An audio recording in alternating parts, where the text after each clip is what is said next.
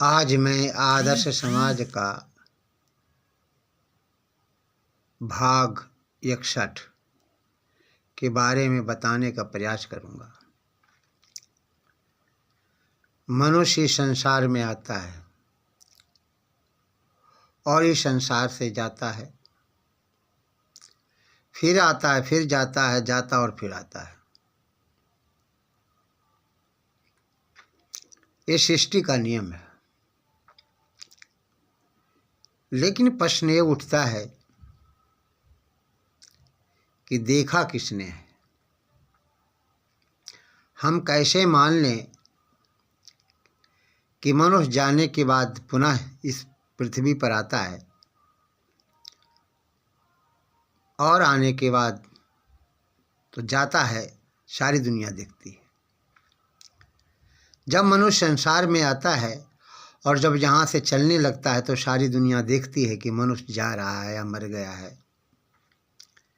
लेकिन मरने के बाद ये किसी को पता नहीं चलता है कि मनुष्य आता है या नहीं आता है। लोग इसी में फंसे हुए सोचते हैं, विचारते हैं।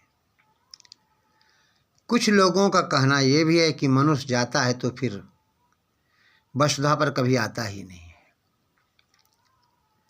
लेकिन ईश्वर, जीव और प्रकृति, ये तीन अनादि सत्ताएं हैं। ये कभी मरती नहीं है। ईश्वर अजर अमर है, प्रकृति भी अजर और अमर है, और जीवात्मा भी। शरीर नष्ट हो जाता है लेकिन आत्मा नष्ट नहीं होता है, जिसको हम जीवात्मा बोलते हैं। कर्मों के आधार पे मनुष्य जो जीवात्मा के रूप में रहता है, विद्यमान रहता है, वो जन्म लेता है।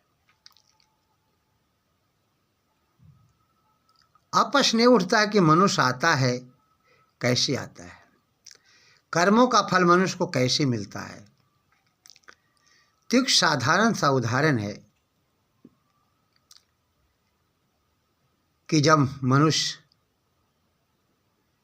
अपनी माँ के गर्भ में रहता है या कोई भी जीवात्मा अपनी माँ के गर्भ में रहता है, वह पलता पोषता है माँ के गर्भ में।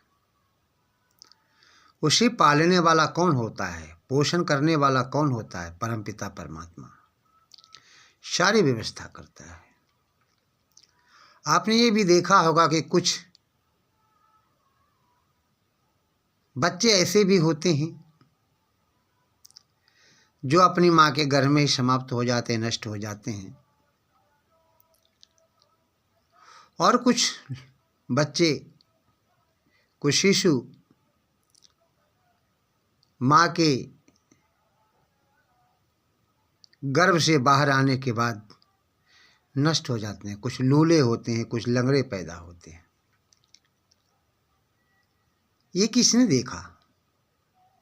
कौन जानता था कि माँ के गर्भ से आने के बाद बच्चा मर जाएगा या लूला हो जाएगा, लंगड़ा हो जाएगा? कुछ बच्चे माँ के गर्भ से ही लूले पैदे होंगे, लंगड़े पैदे होंगे, अंधे पैदे होंगे। किसने देखा था? किसी ने नहीं।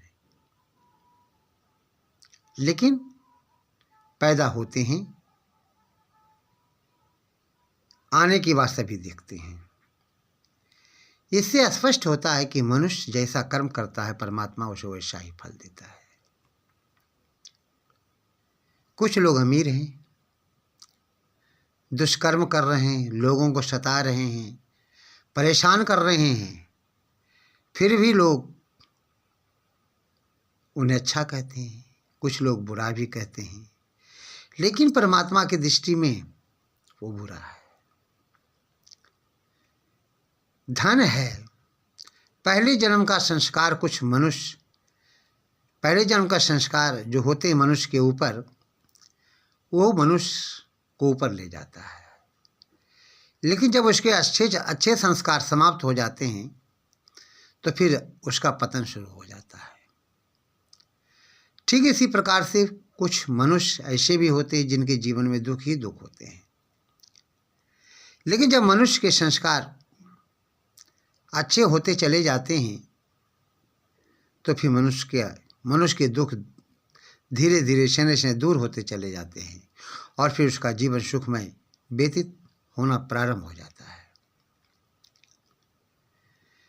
इससे स्पष्ट होता है कि मनुष्य का जीवन कर्मों के आधार पर है, टिका हुआ है। हम जैसा कर्म करते हैं परमात्मा उसे वैसा ही फल देता है। इसलिए हमें अपने जीवन में हमेशा अच्छे कर्म ही करना चाहिए, बुरे कर्म नहीं करना चाहिए। किसी कवि ने बड़ा सुंदर लिखा है, बुराइयों को कभी जीवन में अपनाना नहीं चाहिए, ये मीठा जहर होता है इसे खाना नहीं चाहिए, बुरी संगत जहाँ देखो वहाँ जाने से शर्माओ, कहीं सत्संग होता है तो शर्माना नहीं चाहिए। हमें बुरे कर्मों से हमेशा दूर रहना चाहिए। जो मनुष्य बुरे कर्मों से दूर नहीं रहता है उसका जीवन धीरे धीरे धीरे बुराइयों में फंसकर उसका जीवन बर्बाद होना प्रारंभ हो जाता है। इसलिए हमेशा हमें बुराइयों से दूर रहना चाहिए, अच्छे लोगों की संगति करनी चाहिए। जब आप अच्छे लोगों की संगति करेंगे तो आपका जीवन भी अच्छा ही बनेगा। स्वामी श्रद्धानंद ने दयानंद की संगति की, मुंशी राम से स्वामी श्रद्धानंद बन गए। भक्त अमीचंद ने भी दयानंद की संगति की और भक्त अमीचंद बन गया। अंगुली माल डाकू ने गौतम बुद्ध के संपर्क में आए, वह अंगुली माल डाकू बौद्ध भिक्षु बन गया। तो कहने का मेरा आशय है कि मनुष्य जिस प्रकार का कर्म करता है परमात्मा उसे वैसा ही फल देता है। इसलिए हमें कर्मों के आधार पर अपने जीवन को तौल लेना चाहिए कि मनुष्य संसार में आता है और जाता है और जाने के बाद पुनः यहाँ आता है, लेकिन किस रूप में आता है। जो मनुष्य 80% पुण्य करता है, 20% पाप करता है, उसका जन्म विद्वान में होता है, अच्छे घराने में होता है। जिसका 70% पुण्य है, 30% पाप है,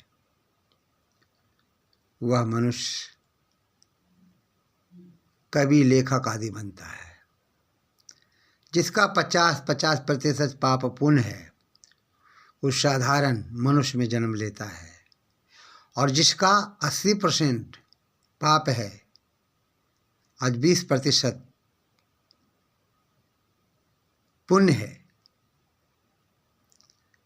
तो फिर मनुष्य लूले लंगड़े आदि में जन्म लेता है। जिसका 90 से ऊपर प्रतिशत पाप ही पाप है, पुण्य कम है, ऐसे मनुष्य कीड़े मकोड़े में जन्म लेता है। इससे स्पष्ट होता है कि मनुष्य जाता है तो आता तो जरूर है, लेकिन कर्मों के आधार पर मनुष्य अच्छी योनि और निम्न योनि में जन्म पाता है। इति